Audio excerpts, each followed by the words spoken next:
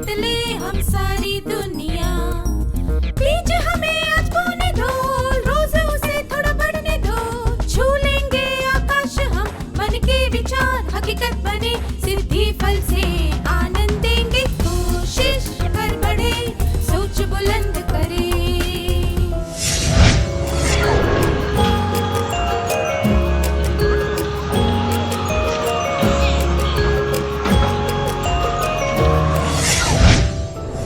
नमस्ते छात्रों, आप सब कैसे हैं? क्या मैंने सुना बहुत अच्छे? यह जानकर खुशी हुई।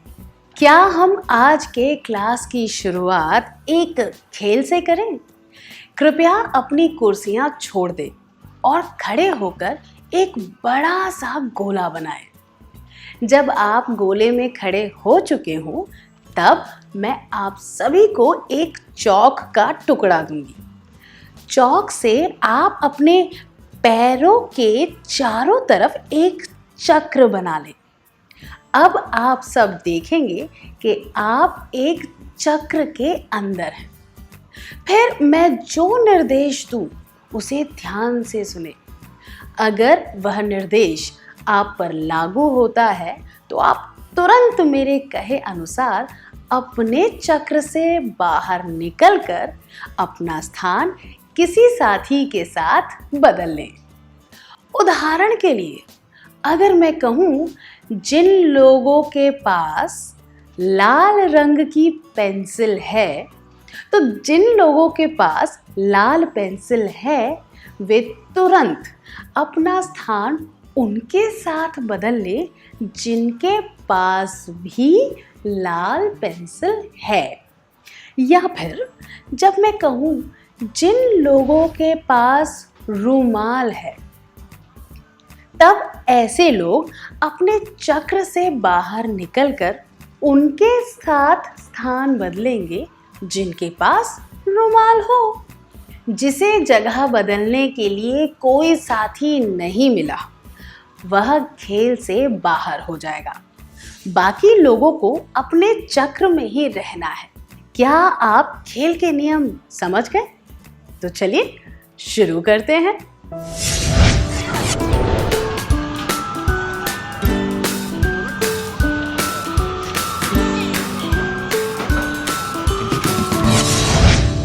कैसा रहा?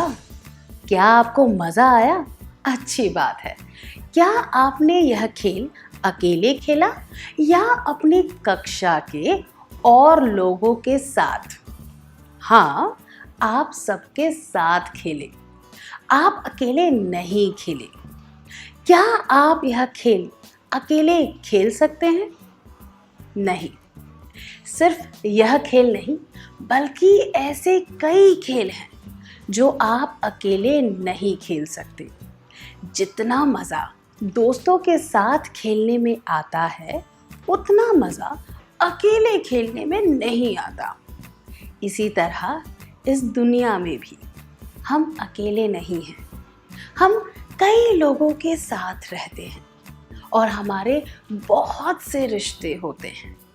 चलिए, एक कहानी के माध्यम से हम रिश्तों के बारे में कुछ और भी जानें। आपके शहर के प्रदर्शनी मैदान में एक विशाल गोल चक्कर लगाया गया है। सब लोग उसकी चर्चा कर रहे हैं। सब बहुत उत्सुकता से उस पर सवारी करना चाहते हैं। वे चाहते हैं कि ऊंचाई पर जाकर सारे शहर का रोमांचक नज़ारा देखें। आप भी उसकी सवारी करना चाहते हैं। आपकी माँ ने आपके साथ रविवार को वहाँ जाने की बात मान ली है। रविवार आ गया है और आप अपनी माँ के साथ मैदान में खड़े हैं। कुछ ही दूरी पर आप गोल चक्कर को देख सकते हैं और आपकी आंखें उस पर से हट ही नहीं रही है। जैसे जैसे आप गोल चक्कर के पास पहुंच रहे हैं, आपके मन में अजीब सी भावनाएं आ रही हैं। डर, उत्सुकता, रोमांच, जोश। आपकी माँ आपको बक्से में बनी सीट पर बैठाकर पीछे हट जाती है, गोल चक्कर घूमने लगता है और आपका बक्सा सबसे ऊपर पहुंच जाता है। आप सारे शहर को देख सकते हैं। नदी, मंदिर, आपका स्कूल, यह सब बहुत ही छोटे दिखाई दे रहे हैं। आपको यह सब बहुत ही रोमांचक लग रहा है। आप यह छवि अपने मन में बसा लेना चाहते हैं और अपनी आंखें बंद कर लेते हैं। इतनी ऊंचाई पर तेजी से चलता हुआ गोल चक्कर आपको जैसे दूसरी ही दुनिया में ले जा रहा है। आंखें बंद, आप ऐसा महसूस कर रहे हैं जैसे आप में कोई वजन ही नहीं है, जैसे आप बिल्कुल उन्मुक्त और हवा में तैर रहे हैं। और फिर आप आराम से नीचे आ जाते हैं। आपकी आंखें अब भी बंद हैं, कोई शोर नहीं है, सब कुछ बिल्कुल शांत लग रहा है। आप अपनी आंखें खोलते हैं, पर यह क्या, आप तो एक टापू पर पहुंच गए हैं। आप वहां चलने लगते हैं। वहां पर बहुत सारी रेत है, पर आपको एक पेड़ भी नजर आ रहा है। आप उस पेड़ तक चल कर जाते हैं और उसके नीचे बैठ जाते हैं। शाम होने वाली है, सूरज ढलने की तैयारी में है, अंधेरा बढ़ रहा है, आप बिल्कुल अकेले हैं। तब आप सोचते हैं कि काश मेरे करीबी लोग भी मेरे साथ यहाँ पर होते। जब आपने उन लोगों के बारे में सोचा जो आपके साथ टापू पर होते, तब आपके मन में किन लोगों का विचार आया? कृपया एक सूची में उन सभी लोगों के नाम लिख दीजिए। उन नामों की सूची बनाने के बाद आप अपनी नोटबुक में से एक पन्ना निकाल लें। पन्ने पर एक चित्र बनाएं। यह ध्यान रहे कि वह चित्र पन्ने के ठीक बीच में हो। आपका चित्र ऐसा दिखना चाहिए, कल्पना कीजिए कि यह चित्र आपका ही है।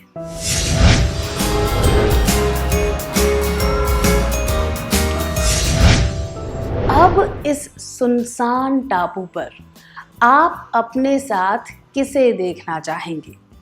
उन लोगों के नाम इस चित्र के चारों तरफ लिख दीजिए। उदाहरण के लिए आप सबसे पहले किसे देखना चाहेंगे? आपके करीबी लोग कौन हैं जिन्हें देखकर आपको अच्छा महसूस होता है? क्या वह आपकी माँ है? तो चित्र के पास माँ लिख दें। आप और किसे अपने साथ टापू पर देखना चाहेंगे? सभी नाम चित्र के चारों तरफ लिख दीजिए। अगर आप अपने पिता को सबसे पहले देखना चाहेंगे तो वहाँ पर पिता लिख दीजिए। अगर आप अपने दादाजी को देखना चाहेंगे तो वहाँ लिख दीजिए। उन सब लोगों के नाम लिख दीजिए जिन्हें आप सबसे पहले देखना चाहेंगे और उनके नाम के चारों तरफ एक गोला यानी कि चक्र बना दीजिए। क्या आप समझ गए? इसी तरह आप उन सब लोगों के नाम लिखिए जिन्हें आप इसके बाद देखना चाहेंगे। इन नामों के चारों तरफ भी एक चक्र बनाना है। क्या आपको कोई संदेह है? क्या मैं भारतीय सेना का नाम लिख सकता हूँ? क्योंकि यह सब रक्षा करती हैं। देखिए, एक काल्पनिक कहानी है। आपको यह समझने की ज़रूरत है कि जब आप मुसीबत में हो तब आपको किसे देखकर अच्छा महसूस होगा। जैसा कि पहले बताया गया था, आप ऐसे लोगों के नाम लिखेंगे जो किसी भी तरह से आपके करीब हों। क्या अब आप समझ गए? चलिए नाम लिखना शुरू करें।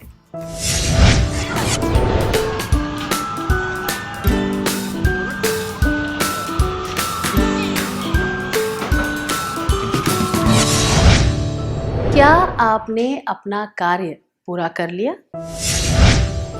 जैसे कि चित्र में दिखाया गया है, आपकी आकृति बीचों बीच है और उसके चारों तरफ रिश्तेदारों और दोस्तों के नाम आपके द्वारा चुने गए क्रम में हैं और आपने उन नामों के चारों ओर चक्र भी बनाया है।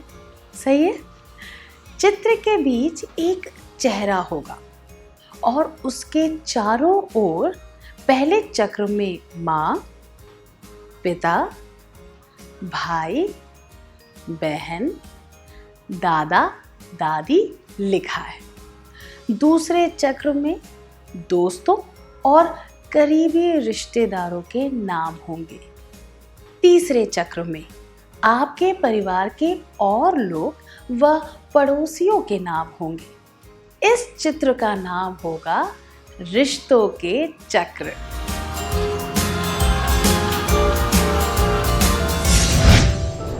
ये चक्र हमारे रिश्तों के बारे में बताते हैं, इसीलिए इसका नाम रिश्तों के चक्र रखा गया है। इसीलिए कृपया अपने पन्ने पर रिश्तों के चक्र लिख दें।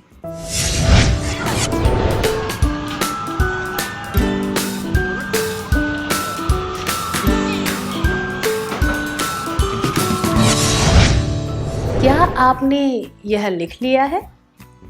क्या हम अगले कार्य की ओर बढ़ें?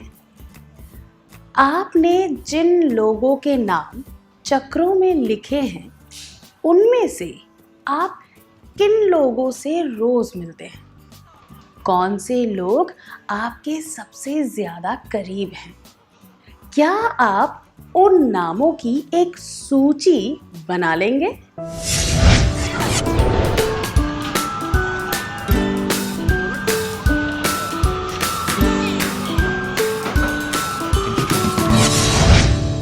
क्या आपने उन लोगों की सूची बना ली?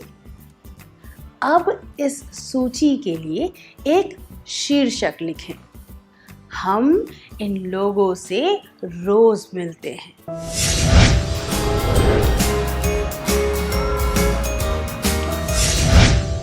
क्या आपकी सूची में ये सब नाम लिखे हैं? कृपया जांच लीजिए। माँ, पिता, भाई, बहन, दादी, दादा, करीबी रिश्तेदार, परिवार से जुड़े अन्य लोग, दोस्त, टीचर, हमारे शुभ चिंतक, पड़ोसी, हमारे मोहल्ले में रहने वाले लोग, आसपास में रहने वाले लोग। हम इन सब लोगों से रोज मिलते हैं। इनमें से हमारे सबसे ज्यादा करीब कौन है? हमारे परिवार के सदस्य, हमारे दोस्त, टीचर, शुभ चिंतक। हम इन सब से रोज मिलते हैं और इन सब के साथ उठते बैठते हैं, है ना? कोई संदेह?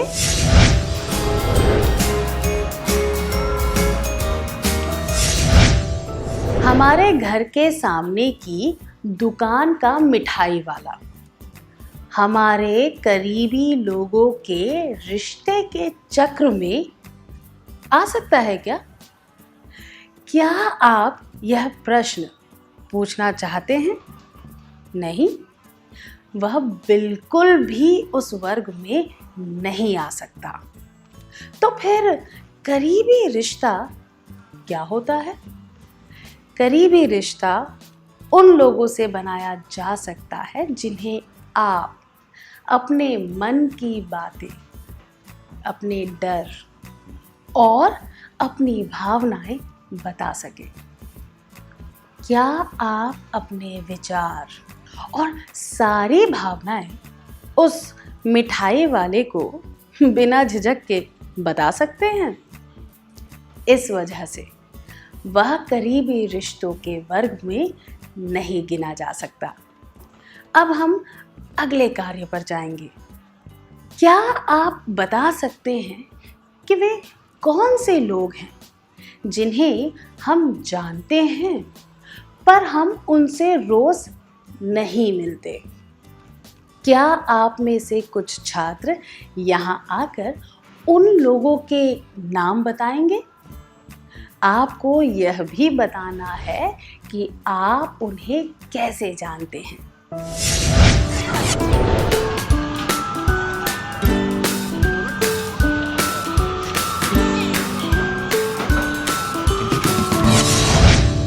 उन लोगों के नाम बताने के लिए शुक्रिया। हमारी जान पहचान के लोग, परिवार से जुड़े हुए लोग, कुछ दोस्त, शुभचिंतक और रिश्तेदार, हम इन सब लोगों से कभी कभी ही मिलते हैं, पर हम इन लोगों को अपने करीब मानते हैं। क्या हम अगले कार्य पर चलें? क्या आप उन दोस्तों, रिश्तेदारों की सूची बना सकते हैं जिनके साथ आप अच्छा रिश्ता बनाए रखना चाहते हैं? आपको जोड़ियां बनाकर इसके बारे में बात करनी है। आपको अपने साथी को यह भी बताना है कि आप इन लोगों से करीबी रिश्ता क्यों बनाए रखना चाहते हैं।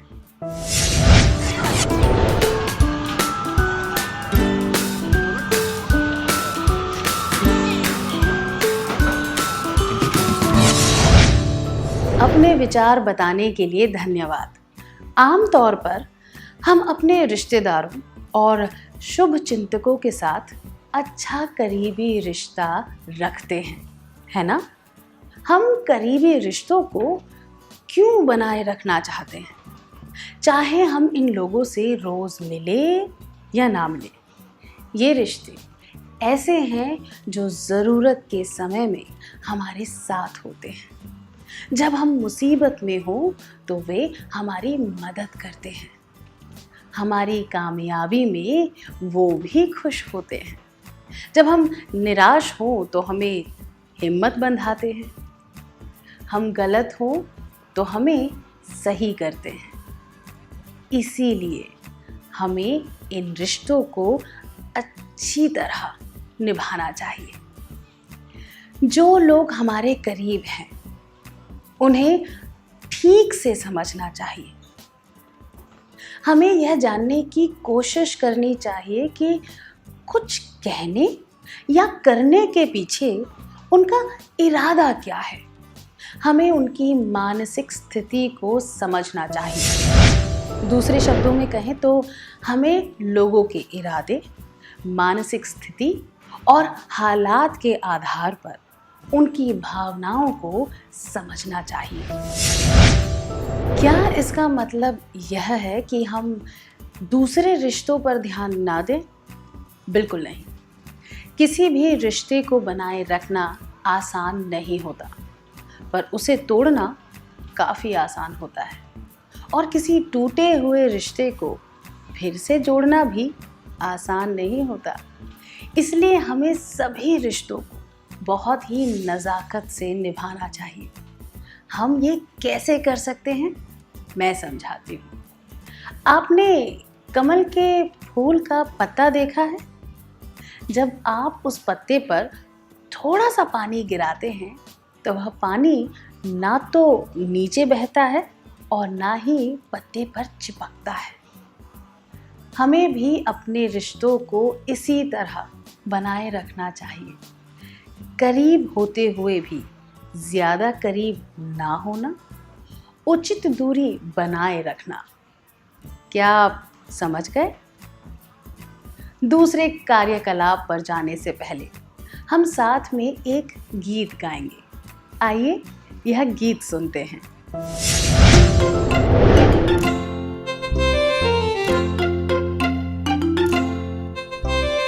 रंग रंग कैसा रंग, मुझे पसंद पीला रंग, तुझे पसंद कैसा रंग, रंग रंग रंग रंग। क्या आपने ध्यान दिया? यह गीत इस तरह से है। रंग रंग कैसा रंग, मुझे पसंद पीला रंग। यहाँ पर पीले रंग की बात कही गई है। उसी तरह आपको अपने पसंदीदा रंग बताते हुए इसे गाना है। उदाहरण के लिए, अगर आपको पीला रंग पसंद है तो आपको इसे इस तरह गाना है। रंग रंग कैसा रंग, मुझे पसंद पीला रंग। क्या हम साथ में गाएं?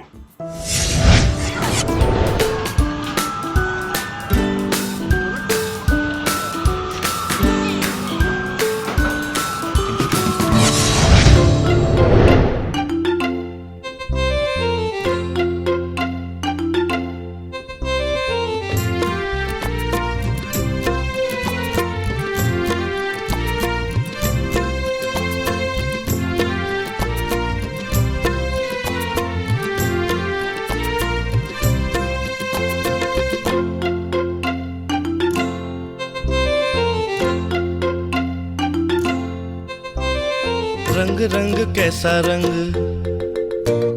मुझे पसंद पीला रंग, तुझे पसंद कैसा रंग, रंग रंग रंग रंग। संसार रंगों से भरा है, वो हर एक रंग में रूप है। संबंध फैले हैं उनके जैसे, हर एक संबंध का महत्व है। दुनिया में रंग अनेक है, साथ मिले सुंदरता निखरे।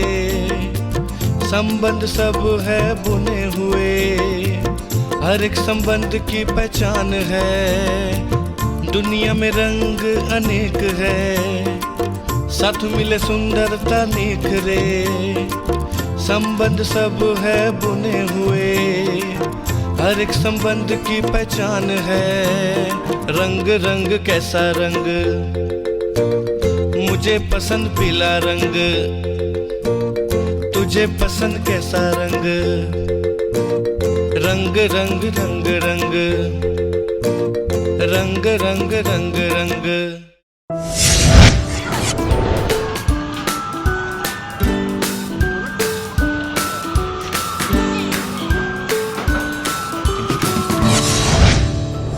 सबने अच्छा गाया, बहुत बढ़िया। आप सबको कैसा लग रहा है? आप खुश हैं?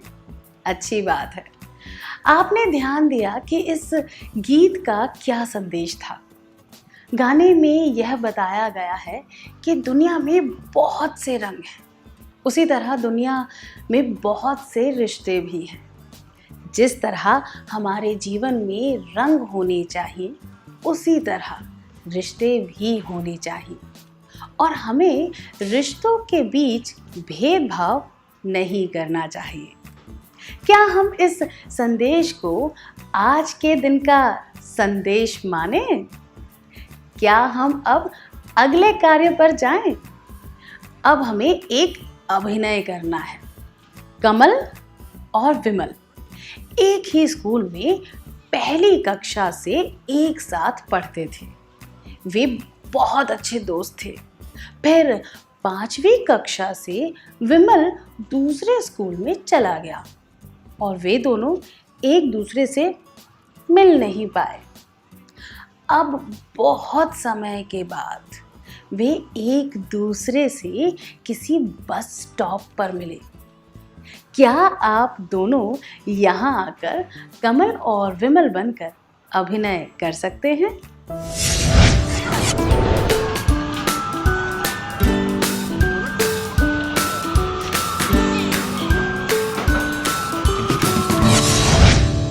आप दोनों ने अच्छा अभिनय किया, धन्यवाद। जब दो दोस्त लंबे समय के बाद मिलते हैं तो वे क्या करते हैं? वे एक दूसरे को देखते हैं और पहचान कर मुस्कुराते हैं। वे कुछ देर के लिए बातें करते हैं। अगर दोनों में से किसी एक ने बात किए बिना बस पकड़ ली होती तो क्या उन दोनों का रिश्ता आगे बढ़ता? नहीं, ऐसा नहीं होता। इसका मतलब है कि रिश्तों को आगे बढ़ाने के लिए बातचीत करना बहुत ज़रूरी है। मैं दोहराती हूँ, रिश्तों को आगे बढ़ाने के लिए बातचीत करना बहुत ज़रूरी है। क्या हम एक और अभिनय करें? एक छात्र किसी प्रतियोगिता में भाग लेकर जीतने के बाद अपने अनुभव बताने के लिए अपनी शिक्षिका के पास जाता है। क्या आप दोनों स्वेच्छा से यहाँ आकर शिक्षिका और छात्र की भूमिका निभा सकते हैं? क्या आप दोनों तैयार हैं?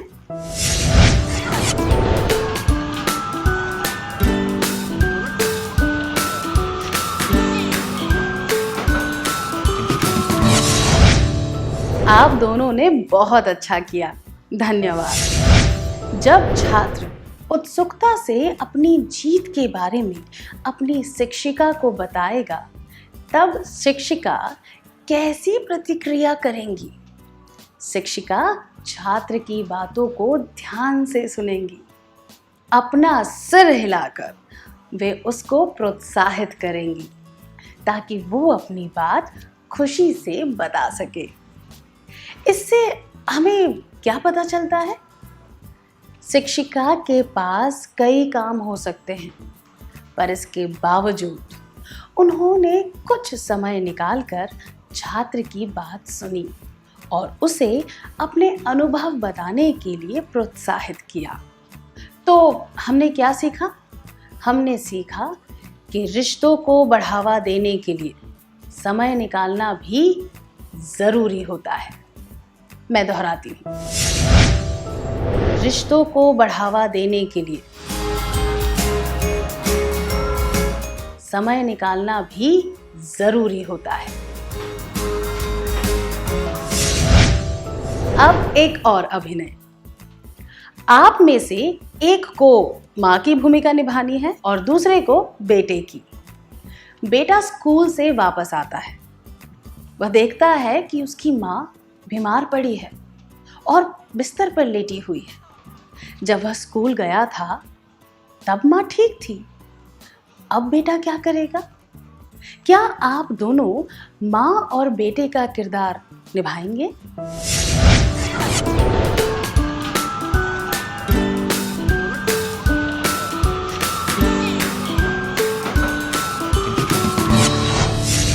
इतना अच्छा अभिनय करने के लिए आपको बधाई। बेटे ने स्कूल से आकर देखा कि उसकी माँ बीमार है। बेटे को माँ की तबीयत के बारे में पूछना चाहिए, उसकी बात सुननी चाहिए और यह कहना चाहिए कि वह शाम को बाहर खेलने नहीं जाएगा। इससे माँ को अच्छा लगेगा कि ज़रूरत पड़ने पर उसका बेटा उसके पास ही रहेगा। इस अभिनय से आपने क्या जाना? रिश्तों को बनाए रखने के लिए साथ देना ज़रूरी होता है। मैं दोहराती हूँ, रिश्तों को बनाए रखने के लिए साथ देना भी ज़रूरी होता है। अब क्या हम अगले कार्यकलाप पर जाएं? कंचन और नेहा अच्छे दोस्त हैं। कंचन के भाई की नौकरी अचानक चली गई है और इस बात की वजह से कंचन के माता पिता परेशान हैं। घर में चल रही परेशानी की वजह से कंचन भी चिंतित है। नेहा कंचन से पूछती है कि वह इतनी उदास और परेशान क्यों है। कंचन नेहा पर विश्वास करके उसे सारी बात बताती है। क्या आप दोनों स्वेच्छा से इस दृश्य का अभिनय करके दिखाएंगे?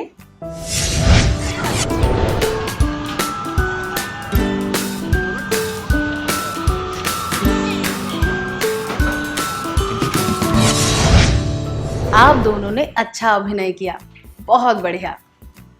वैसे तो कोई भी इंसान अपनी निजी समस्याओं के बारे में दूसरों को नहीं बताना चाहता है, पर किसी दोस्त को अपनी समस्या बताने से मन हल्का हो जाता है। आप अपनी समस्या किसी दोस्त को क्यों बताते हैं? क्योंकि आपको अपने दोस्त पर विश्वास होता है कि वह इस बारे में और किसी को नहीं बताएगा। इसीलिए रिश्तों को आगे बढ़ाने के लिए विश्वास भी जरूरी होता है। मैं दोहराती हूँ, रिश्तों को आगे बढ़ाने के लिए विश्वास भी जरूरी होता है। हमने देखा कि बातचीत करना, समय देना, साथ देना और विश्वास करना, ये सब बातें रिश्तों को बनाए रखने के लिए ज़रूरी है। कुछ और बातें भी हैं जो रिश्तों में ज़रूरी होती हैं। क्या हम एक कहानी के माध्यम से इनके बारे में जानें?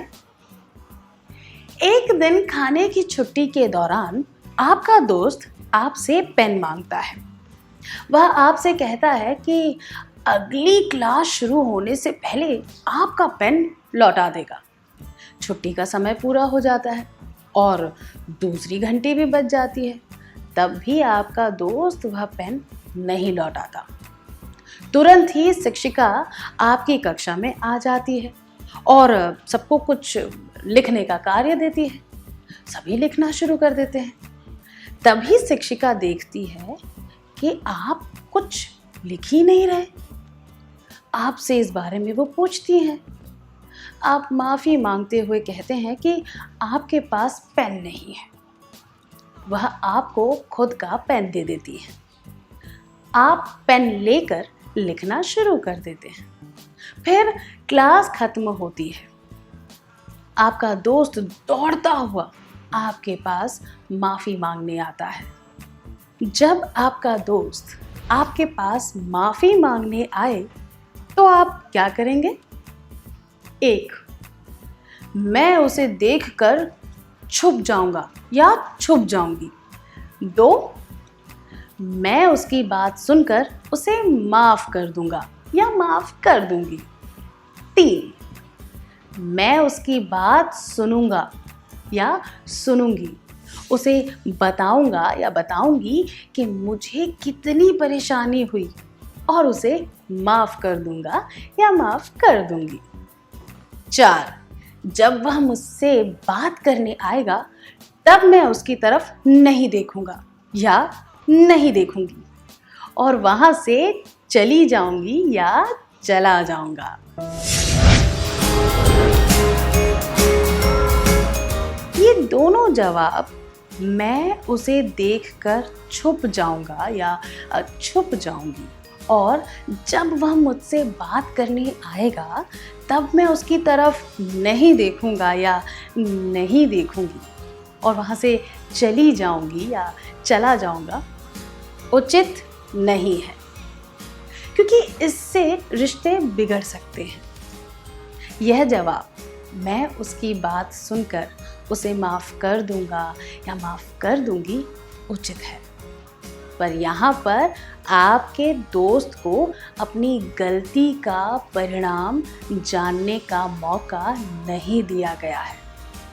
सबसे उचित जवाब है, मैं उसकी बात सुनूंगा या सुनूंगी, उसे बताऊंगा या बताऊंगी कि मुझे कितनी परेशानी हुई और उसे माफ़ कर दूंगा या माफ़ कर दूंगी, क्योंकि इससे आपके दोस्त को माफ़ी भी मिल जाएगी और उसे यह एहसास भी होगा कि उसे यह गलती दोहरानी नहीं चाहिए।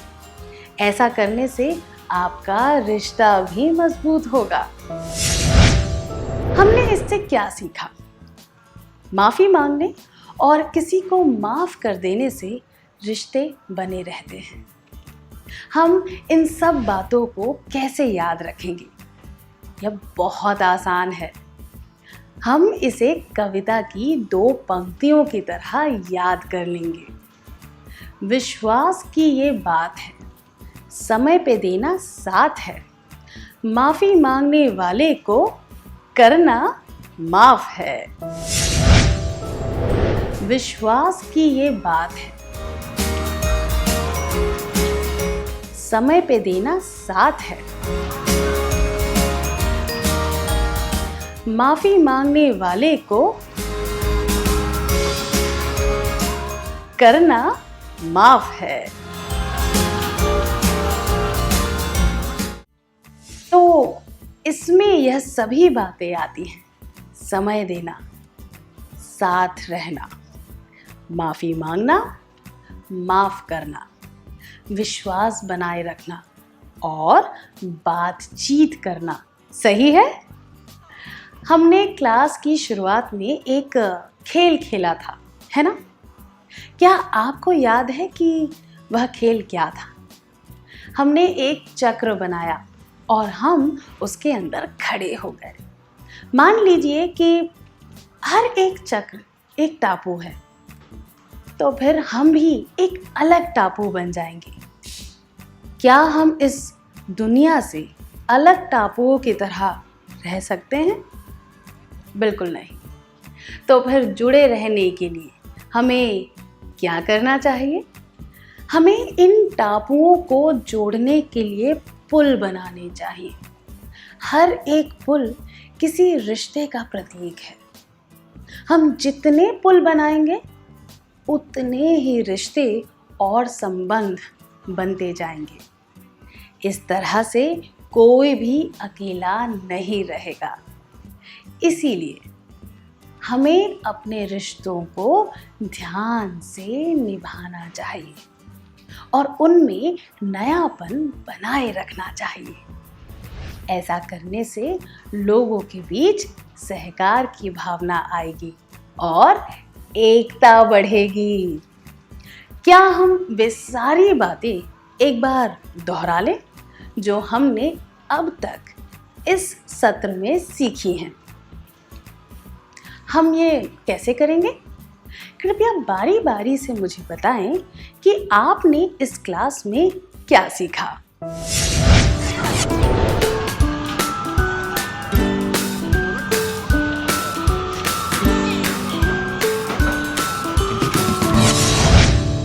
इस दुनिया में कोई भी अकेला नहीं है। हम हमेशा के लिए अकेले नहीं रह सकते। हालांकि हम कई लोगों को जानते हैं, पर हम कुछ ही लोगों को अपने करीब मानते हैं। हम उन रिश्तों को बनाए रखना चाहते हैं क्योंकि वही रिश्ते हमारा मार्गदर्शन करते हैं और हमें आगे बढ़ने में मदद करते हैं।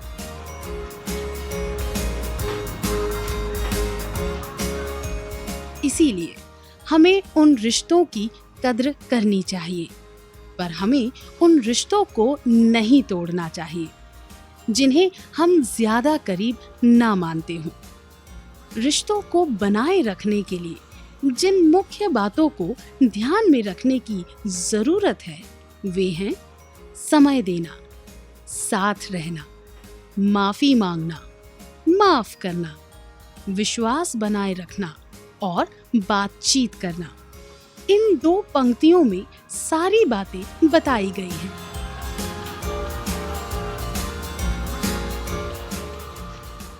विश्वास की ये बात है, समय पे देना साथ है, माफी मांगने वाले को करना माफ है।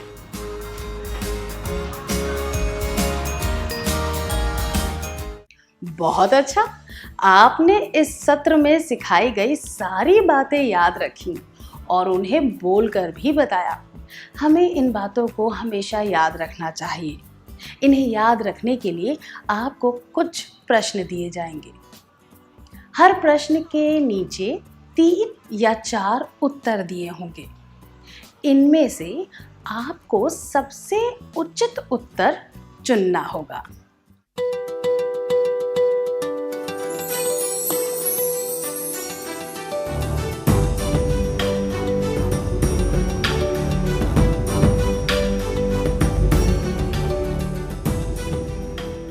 प्रश्न 1, अपनी गलती मान लेने और उसका परिणाम देखने के बाद आप क्या करेंगे? उत्तर 1, कुछ नहीं करूंगा या करूंगी। 2, उसके बारे में चिंतित रहूंगा या रहूंगी।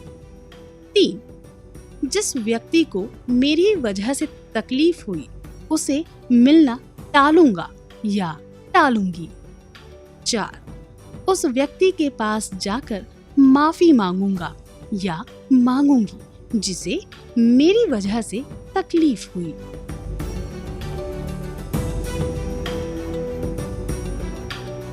प्रश्न 2, आप किसी पहचान के व्यक्ति से बहुत लंबे समय के बाद मिलते हैं, पर आप उसे अच्छी तरह नहीं जानते। आप क्या करेंगे?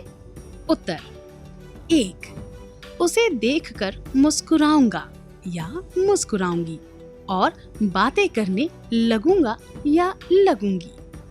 2, मैं इंतजार करूंगा या करूंगी कि वह पहले बात करना शुरू करे।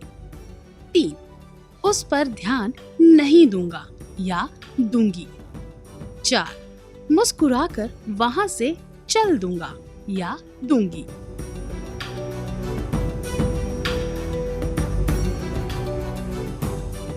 प्रश्न 3, आपका मौसेरा भाई आपके साथ छुट्टियां बिताने आया है।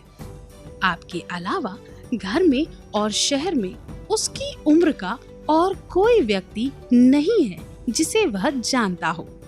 आपके दोस्त आपको बाहर खेलने के लिए बुला रहे हैं। आप क्या करेंगे? उत्तर 1, अपने भाई को घर में छोड़कर मैं बाहर खेलने चला जाऊंगा या जाऊंगी।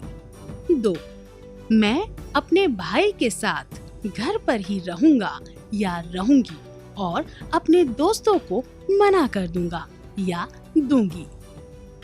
3, अपने भाई के साथ घर पर ही खेलूंगा या खेलूंगी और अपने दोस्तों को अपनी स्थिति समझाऊंगा या समझाऊंगी। 4, अपने भाई को साथ लेकर दोस्तों से मिलवाऊंगा ताकि हम सब साथ खेल सके।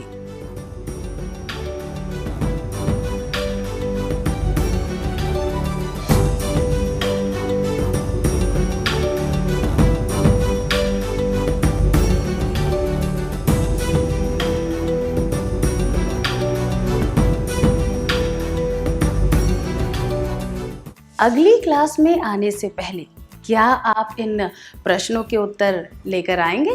हम अगली क्लास में मिलेंगे।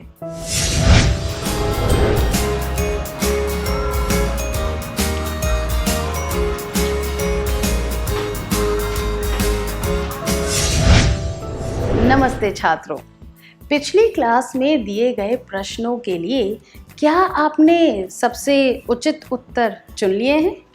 क्या हम देखें कि आपके द्वारा चुने गए उत्तर उचित हैं कि नहीं।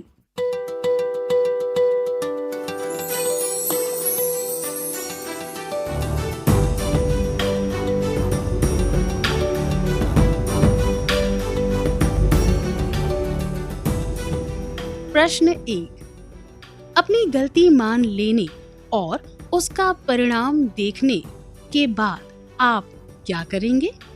ये सभी जवाब मैं कुछ नहीं करूंगा या करूंगी, उसके बारे में चिंतित रहूंगा या रहूंगी और जिस व्यक्ति को मेरी वजह से तकलीफ हुई उससे मिलना टालूंगा या टालूंगी अनुचित है, क्योंकि इन बातों से रिश्ते बिगड़ सकते हैं। सबसे उचित उत्तर है उस व्यक्ति के पास जाकर माफी मांगूंगा या मांगूंगी जिसे मेरी वजह से तकलीफ हुई, क्योंकि खुद की गलती को समझने और माफी मांगने से रिश्ते बने रहते हैं। आपका जवाब क्या है?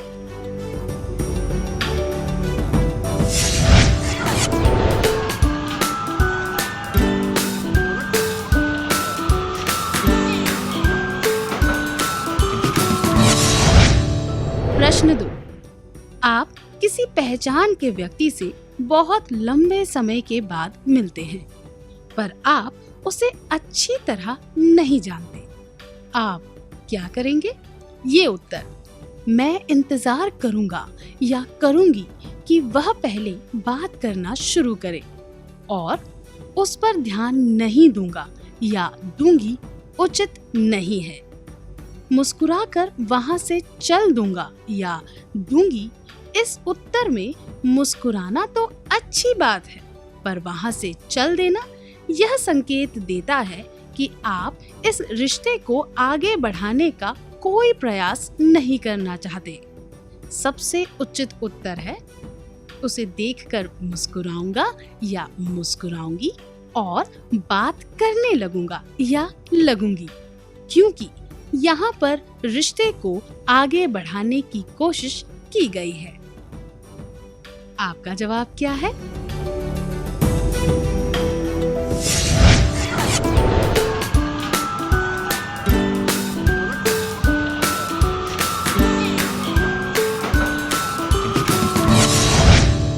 प्रश्न 3। आपका मौसेरा भाई आपके साथ छुट्टियां बिताने आया है। आपके अलावा घर में और शहर में उसकी उम्र का और कोई व्यक्ति नहीं है जिसे वह जानता हो। आपके दोस्त आपको बाहर खेलने के लिए बुला रहे हैं। आप क्या करेंगे? ये उत्तर अपने भाई को घर में छोड़कर मैं बाहर खेलने जाऊंगा या जाऊंगी, या मैं अपने भाई के साथ घर पर ही रहूंगा या रहूंगी और अपने दोस्तों को मना कर दूंगा या दूंगी उचित नहीं है, क्योंकि यहाँ पर दोनों में से किसी एक रिश्ते को ज्यादा महत्व दिया जा रहा है। यह उत्तर अपने भाई के साथ घर पर ही खेलूंगा या खेलूंगी और अपने दोस्तों को अपनी स्थिति समझाऊंगा या समझाऊंगी उचित है, क्योंकि दोस्तों व भाई दोनों के साथ रिश्ता बनाए रखने की कोशिश की गई है। सबसे उचित उत्तर है अपने भाई को साथ लेकर दोस्तों से मिलवाऊंगा ताकि हम सब साथ खेल सकें। इसमें न सिर्फ मौजूद रिश्तों को मजबूत किया गया है, पर भाई को अपने दोस्तों से मिलवाकर नए रिश्ते बनाने का भी प्रयास किया गया है। आपका जवाब क्या है?